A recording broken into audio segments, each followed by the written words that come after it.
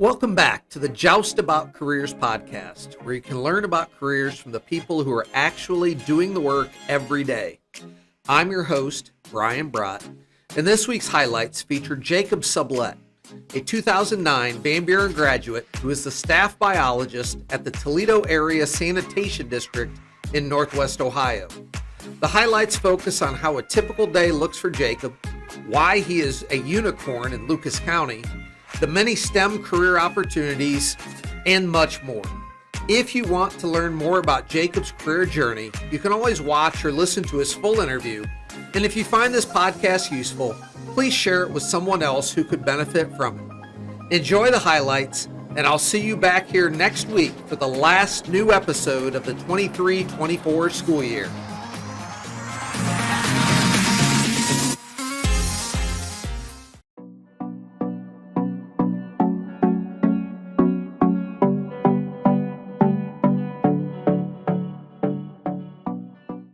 I guess I should expand. My full title is Staff Biologist, GIS Specialist, and Assistant General Manager. So I work for a really small local government organization, and I wear a lot of hats. And we are actually founded through an old law through the Ohio Revised Code. And so a lot of so it'll maybe come as a surprise to you. So I don't actually deal with sanitation. I do mosquito control. So I am a mosquito biologist. And so there's a bunch of different terms and ways that a sanitary district can go about doing sanitation work. And one of those is controlling biting arthropods. So I on a day-to-day basis, I do a lot of different things because of all those hats that I wear. So it's really dependent during the time of year, because if you work in mosquito control long enough, the first thing somebody will ask you is, what do you guys do in the wintertime? Because there's not mosquitoes in Northwest Ohio in the wintertime. I work a lot on the mapping side of my job in the wintertime. So we map all different known sources of where mosquitoes are known to lay their eggs and breed. And then we run pretty much all of our software or all of our operations based off of a mapping software that I'm kind of in charge of making sure it runs correctly. So I do a lot of enhancement work in the wintertime through that.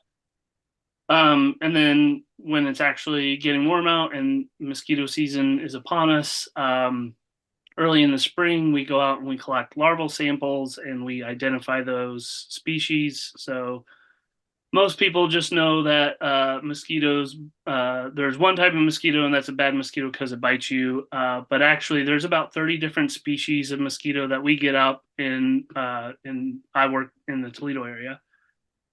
So my job is to basically figure out what species is coming out of that water, and then inform all the other folks in the organization.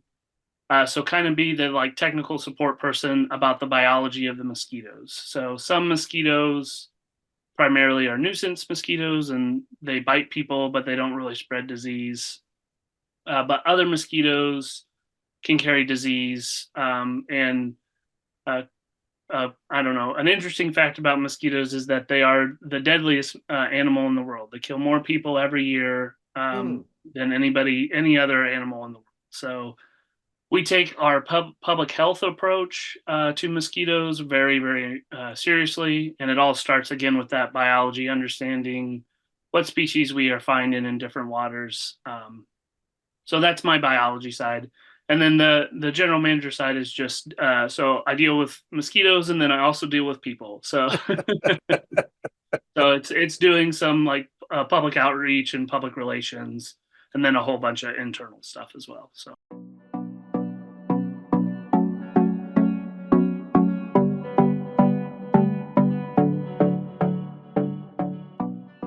In Lucas County, at least, I'm it. And then so Toledo's unique in the fact that we have our own dedicated mosquito control district. A lot of this stuff falls on the health departments. Okay. So there'll be somebody that's in there that deals with, doing the mosquito surveillance, which is what I, primarily do in the mosquito season. But they also might have to do other things like food inspections and stuff like Okay. that.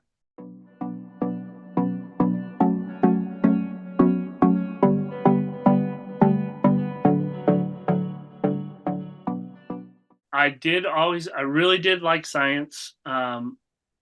So when I initially went to college, I was going to go to school to be a biology teacher. So no. And then I got all the way to, I think they were called methods.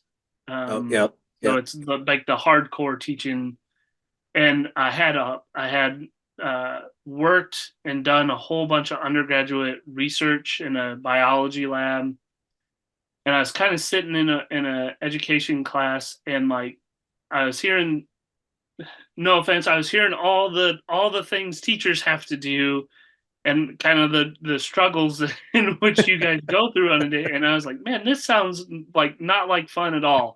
And I was thinking about, like, I love doing this research, and I love, so it was just an eye-opening moment where it was like, I think a passionate person would hear about all the stuff teachers have to do and say, yep, I love this. This is great. I'm passionate about this stuff. I was not. And I Right. knew that the science, so the biology was the thing that was driving me more than the teaching. So I switched came in and switched my major. And luckily I had a lot of overlap because I just switched from being, science ed to biology. Right. So I was able to graduate on time and stuff. And then, went on to pursue a master's degree.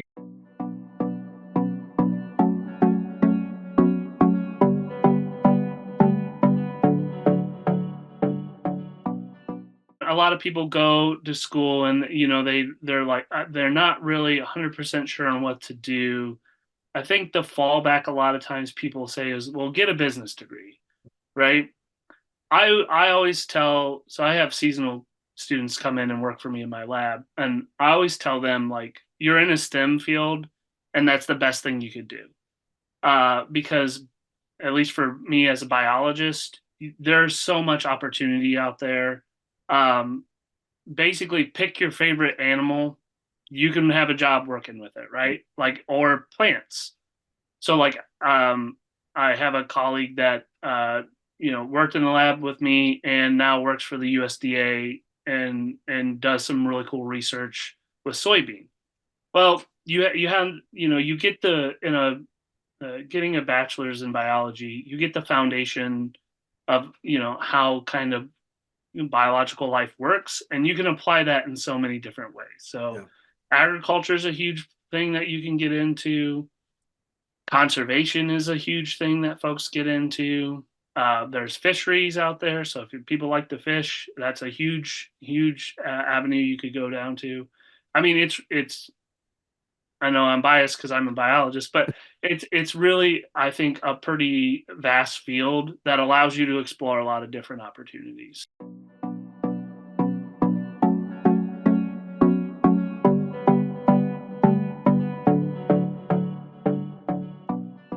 This is in high school and probably carries through in college, but so I I was very fortunate because I had another graduate student in college teach me how to do computer programming.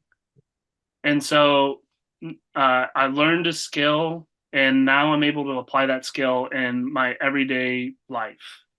And so, like, when you're going through high school, even though you might have some disciplines that you really like, my advice to anybody in high school, even into college, is try to identify courses that will teach you and like give you a skill that you can apply, when you get into the workforce, right? So whether it be another, being able to speak another language, or coding a, you know, some language on the computer, um, those skills really can set you apart from somebody else, right? And they can make you a very invaluable person at your job. Thank you for making the Joust About Careers podcast part of your day. I hope you learned valuable information from this career story, and to be sure you don't miss upcoming episodes, please click subscribe on YouTube or your favorite podcast platform so you'll know when the next episode is released. Thank you for spending a portion of your day with me, and as always, come back next week to learn even more just about careers.